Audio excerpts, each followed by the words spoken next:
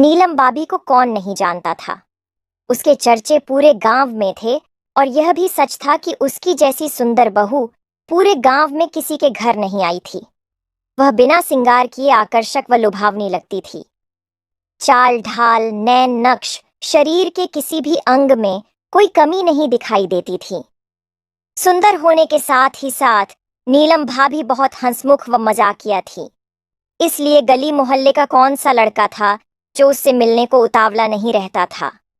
पूरे गांव में यह बात तेजी से फैल गई थी कि नीलम भाभी को देखकर हर लड़का चुंबक की तरह खींचा चला जाता था। 15 से 17 साल के लड़कों के जवानी के कीटाणु काटने शुरू होते थे। वे दिन में कम से कम एक बार तो नीलम भाभी के दरबार में हाजिरी देते थे। नया नया जवान होने वाला कोई किशोर उसके दरबार में अगर एक ही दिन में 2 से 3 बार हाजिरी दे दे तो कोई हैरत की बात नहीं होती थी। नीलम भाभी भी इतनी शरारती थी कि ऐसे लड़कों के अंग पकड़कर हिला देती थी तो कभी उनकी छाती में बनी गुठलियों को पकड़कर खींच देती थी। जब लड़के दर्द से चिल्लाते थे तब नीलम भाभी को बड़ा मजा आता था। नीलम भाभी के देवर कमलेश ने नई नई जवानी की दहलीज पर कदम रखा था। जवानी के कीटाणुओं ने उस समय उसके अंदर तल का मचा रखा था। 12वीं पास करते ही कमलेश 11वीं में दाखिल हो गया। उसका परिवार भी ज्यादा बड़ा नहीं था।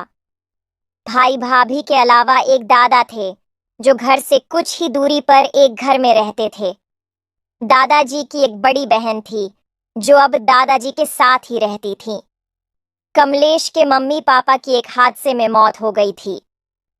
मोहल्ले के दूसरे लड़कों की तरह कमलेश भी अपनी भाभी के साथ शरारत करता था। जब भी उसे मौका मिलता तो छेड़खानी करने से चूकता नहीं था। वह नहीं मानता था कि भाभी माँ समान होती है। उसे तो अपनी भाभी दोस्त के जैसे नजर आती थी। एक दिन कमलेश चारपाई पर बैठकर खाना खा रहा था तो पीछे से आकर नीलम ने उसके गाल पर हल्का सा काट लिया। कमलेश को बहुत मजा आया था। देवर भाभी की अक्सर ऐसी शरारतें और नोकझोंक होती ही रहती थीं, लेकिन उन दोनों में से बुरा कोई नहीं मानता था। कुछ समय तक एक दूसरे से नाराज रहते थे, लेकिन फिर मान जाते थे। कमलेश के अंदर हवस के कीटाणु कई साल पहले बन चुके थे, जिन्हें उसने अनेकों बार निकाल कर देखा था।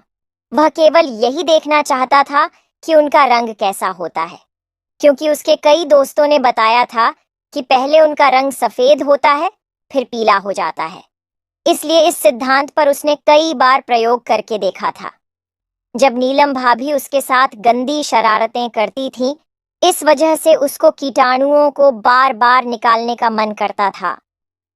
एक दिन कमलेश को इतना जोश आया कि वह अपनी भाभी के साथ वह सब कुछ कर लेना चाहता था, पर उसे कोई मौका नहीं मिल रहा था।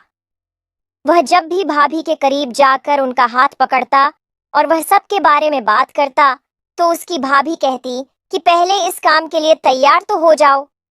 पर कमलेश अपनी भाभी को कैसे बताए कि अब वह बड़ा हो चुका है।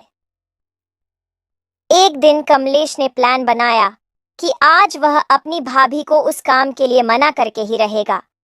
उस दिन कमलेश ने अपनी भाभी को चाय में नशे की गोली मिलाकर पिला दी। चाय पीते ही नीलम को नशा